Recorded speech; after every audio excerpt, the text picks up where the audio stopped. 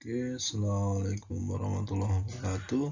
Di sini kita akan membahas yaitu matematika kelas 7 kurikulum merdeka ya untuk semester 2 untuk bab bangun datar. Oke. Pertama adalah kita akan membahas yaitu sifat-sifat dasar bangun datar. Yang pertama adalah garis dan sudut. Oke, siswa memahami bentuk-bentuk dasar garis dan sudut kayak gitu ya. Garis pada gambar di samping, tariklah beberapa garis yang melewati A, kemudian buatlah garis yang melalui A dan B. Ini ada garis A dan B, ini sudah terkasih contoh A ke B kayak gitu. Kalau kita tarik dari A ke B, ini akan membuat namanya segmen garis. Oke, kita baca lagi. Jika kita menarik garis yang melewati A dan B, maka tidak ada garis lain yang juga melewati kedua titik A dan B. Namun ada banyak garis yang melewati satu sebuah garis yang selalu dua titik A dan B disebut garis. Kalau kita buat garis di A, contohnya ini ya, kita buat A ini semua pada garis-garis, kita buat di B juga, itu namanya garis, dan garis ini tidak akan bertemu. Oke. Disebut juga ini garis AB. Oke. Jika kita mengatakan garis yang dimaksud adalah garis lurus yang diperpanjang tak terhingga kedua arah. Untuk garis AB, bagian garis mulai dari A sampai B disebut ruas garis.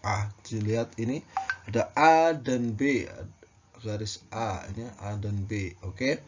Kalau bagian dari titik ke titik ini namanya segmen garis. Oke, kita baca lagi. Bagian garis dari sini tadi ya, ruas garis atau segmen garis ini ya. Garis lurus yang diperpanjang ke arah B melalui B dari titik A disebut sinar garis AB. Kalau ada titiknya satu, langsung kita perpanjang, namanya itu sinar garis. Bedanya adalah kalau garis itu nggak ada titiknya sama sekali, kalau segmen garis itu ada dua titiknya. Oke. Kalau sinar garis titiknya satu, kita perpanjang tak terhingga, namanya sinar garis. Oke, contoh soal 1. Jika kita hubungkan tiga titik berbeda A dan B dan C pada gambar di samping kiri, ini ya, bangun apa yang diperoleh. Ini sudah saya buat, namanya nanti bangunnya adalah segitiga ABC. Kita baca bawahnya, kita menggunakan simbol A, ini namanya simbol segitiga, dan menulis segitiga ABC sebagai segitiga ABC, dibaca segitiga ABC kayak gitu. Oke, lanjut kita ke sudut. Oke. Sudut pada gambar dibentuk dari dua garis OA dan OB yang menunjukkan mulai dari O. Dalam hal ini disebut titik sudut OA dan OB disebut sisi sudut. Untuk menyatakan sudut kita menunjukkan simbol. Ini simbolnya dapat ditulis dengan simbol AB, dibaca sudut AB. Kita menulisnya adalah kayak gini. Untuk menyatakan ukuran sudut, maka sudutnya adalah 40. Ini pemisalan aja ya. Ini namanya kaki sudut. Oke. Kita baca adalah sudut garis OA, garis OB, titik pusatnya atau titik sudutnya di O kayak gitu ya. Jadi catatannya adalah ini. Pada gambar di atas dapat ditulis sebagai berikut ya. Sudut BOA atau dapat ditulis sederhana adalah sudut O. Ini pokoknya titik pusatnya di tengah, AOB dan BOA. Oke. Dan kita juga dapat menggunakan simbol misalnya sudut A, yang kecil ini. Oke. Contoh soal nomor 2. Bagian yang diwarnai pada bangun di samping ini adalah ini sudut X dan sudut Y. Oke. Nyatakan sudut X dan sudut Y menggunakan simbol ABCD berbentuk berturut-turut. Kita bisa lihat ini sudut X, ada B, sudut BDA, berarti X ini ya BDA. Oke, atau juga bisa disebut juga sudut ADB atau kebalikannya. Pokoknya titik pusatnya itu atau titik sudutnya itu di D. Oke. Kalau sudut Y itu dilihat ada di B, berarti ada D, B, C atau C, B, D kayak gini. Oke. Sekarang nomor 3. Seperti pada gambar di samping, garis AB, garis AB di sini ya, garis AB dan CD berpotongan di titik O. Ini namanya berpotongan di O. Jika sudut AOC ini di sini adalah 50, AOC ini 50, tentukan sudut berikut. Kita perhatikan nomor 3 ya. Kalau AO tengah dingin O ya, OC itu adalah 50, karena ini sudutnya sama, kita bentuk lingkaran kayak gitu ya. Kalau ini 50, ini pasti 50. Atasnya berapa? Sama sebenarnya, sudutnya ini sama, 50 50. Kalau lingkaran itu 360, berarti berapa? 50 50. Berarti 360 dikurangi 100 itu 260 dibagi 2. Jadi jawabannya adalah 130 130. Berarti sudut COB-nya adalah 130, dengan DOB-nya adalah 50. Oke. Selanjutnya, tempat kedudukan relatif garis. Jika diputar 360 derajat dengan pusat O, pusat O-nya di sini ya. Seperti ditunjukkan pada gambar di samping, ini dapat kita katakan simbol bahwa garis L dan M selalu berpotongan. Ya. Kalau L dan M ini ya, kalau yang diputar itu adalah M, kita putar 320 derajat, ya kemungkinannya tidak selalu berpotongan. Jadi bisa berpotongan, bisa tidak, karena diputar 320 derajat. Oke. Kita catatan, kita melakukan garis dan huruf kecil seperti L dan M. Ya, mau hurufnya terserah mau apa boleh ya. Dua garis pada bidang datar kedudukannya berpotongan atau tidak berpotongan.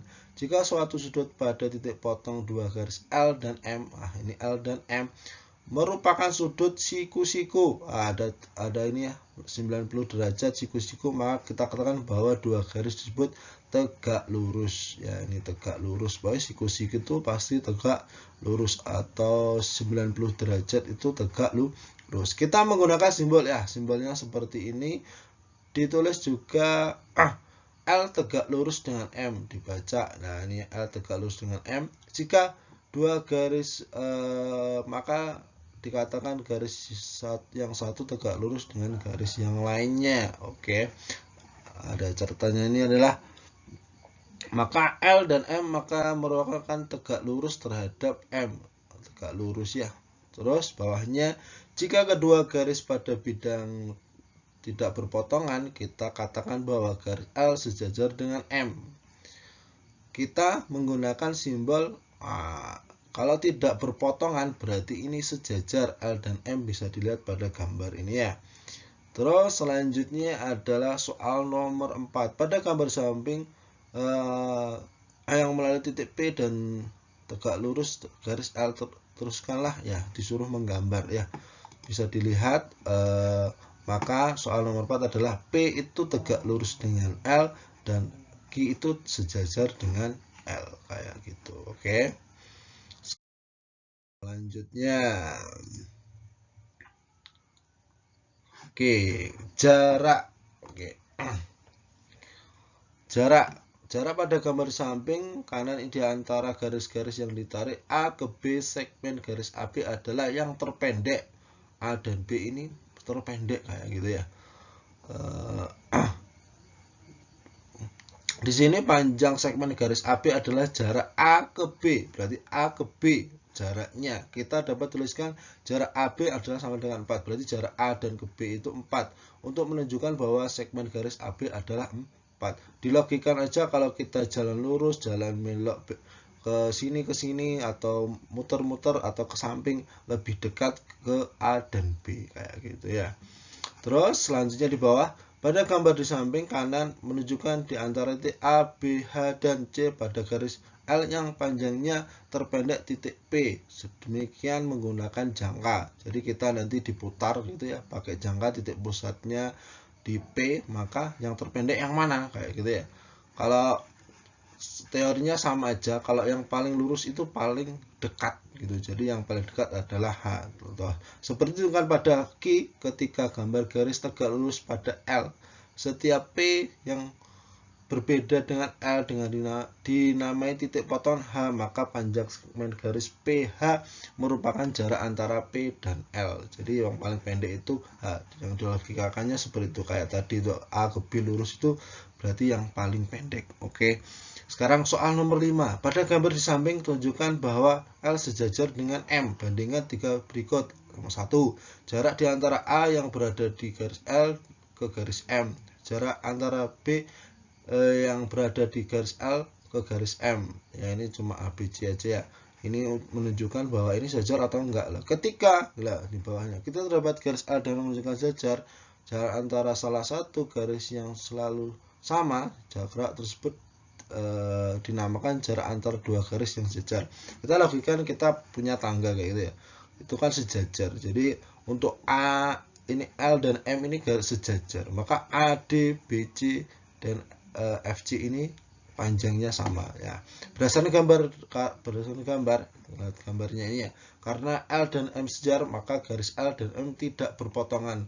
Kalau berpotongan itu pasti tidak sejajar. Oleh karena jaraknya AD, BE dan CF semuanya sama. Oke. Selanjutnya, mari mencoba. Ada gambar dalam setiap sudut ABC, AB plus AC lebih besar dari BC. Jelaskan fakta ini menggunakan jarak antara titik B dan C, kayak gitu ya. Jadi panjang segmen garis BC, B ke C ini, oke, BC ke ini adalah jarak di antara titik B dan C, B dan C yang pertama tadi, oke. Di sisi lain panjang AB plus AC menunjukkan panjang garis putus-putus ya. Dilihat ini ya, AB AC itu garis-garis putus ini dilihat yang menghubungkan dua titik A dan B. Ada garis-garis ini ya. Oleh karena di antara garis yang menghubungkan dua titik B dan C, ini menghubungkan BC, panjang garis segmen garis BC adalah yang terpendek. Jaraknya berarti BC yang tadi itu loh, BC pasti terpendek. Selain itu, karena titik A tidak berada pada segmen garis BC, maka terbentuklah AB. Dilihat AB plus AC itu lebih besar dari BC, karena dijumlahkan pasti lebih besar jaraknya, atau jaraknya lebih jauh daripada BC. Oke, seperti itu. Terima kasih yang sudah menonton. Jangan lupa like dan subscribe-nya. Oke, terima kasih. Assalamualaikum warahmatullahi wabarakatuh.